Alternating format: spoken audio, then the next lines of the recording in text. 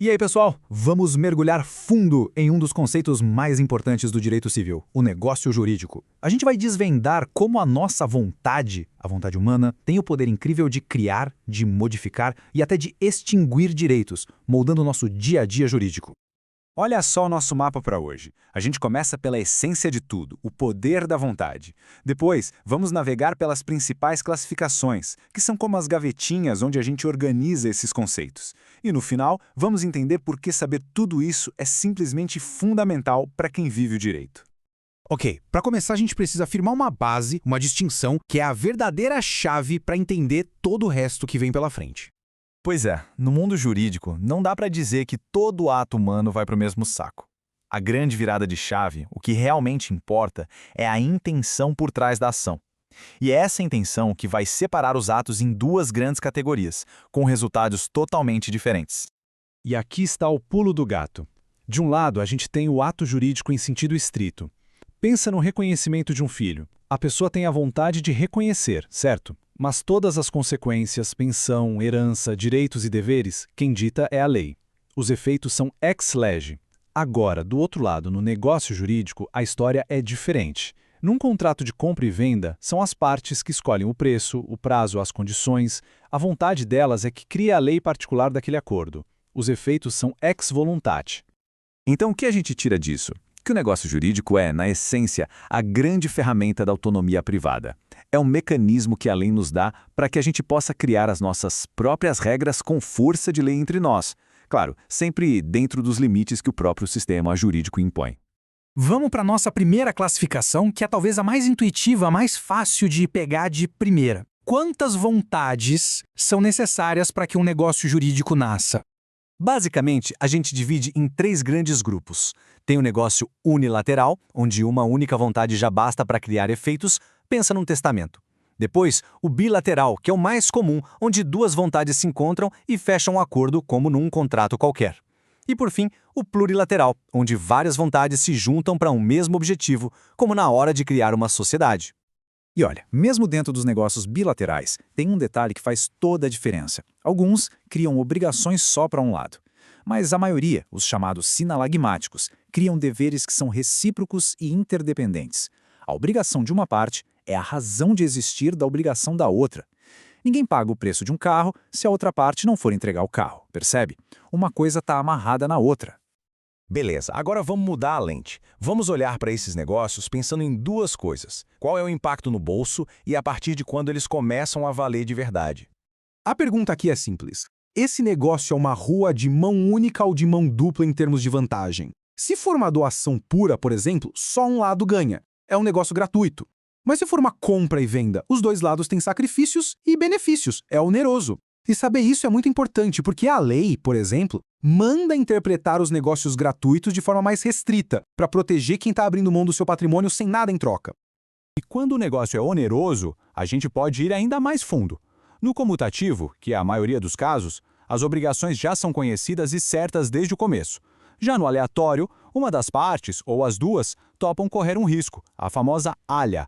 O contrato de seguro é o exemplo perfeito. A seguradora pode receber o pagamento por anos e nunca precisar pagar nada, ou pode ter que pagar uma indenização milionária no primeiro mês. É a natureza do risco. E o tempo? Quando o negócio começa a produzir efeitos? Essa é a linha que separa os negócios intervivos dos mortis-causa. O primeiro já sai produzindo efeitos agora entre os vivos. Já o segundo, como o testamento, fica ali, quietinho, esperando a morte do declarante para poder valer.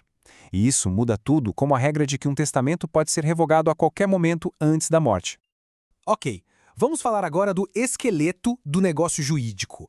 Ele precisa seguir um ritual específico para valer? E ele para em pé sozinho ou precisa de outro negócio como apoio?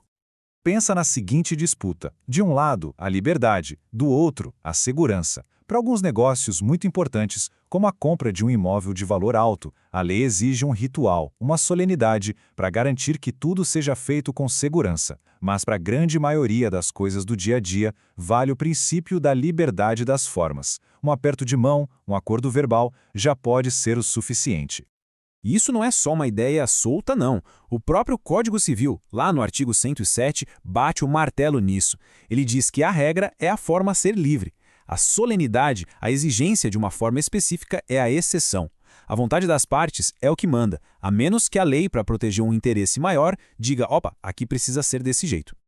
Aqui a gente separa o que se sustenta sozinho do que precisa de uma muleta jurídica para existir.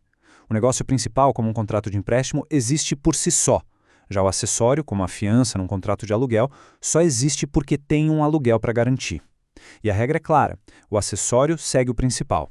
Se o contrato de aluguel acaba, a fiança, que é o acessório, morre junto. Para fechar o nosso tour pelas classificações, a pergunta é: qual o efeito imediato desse negócio? Ele já resolve a vida de alguém agora ou ele só cria uma promessa para o futuro? É simples. O ato dispositivo já resolve a parada na hora. Ele muda a titularidade de um direito imediatamente, como quando alguém doa um bem. Já o ato obrigacional, ele prepara o terreno. Ele cria um vínculo, uma obrigação que vai ser cumprida só lá na frente.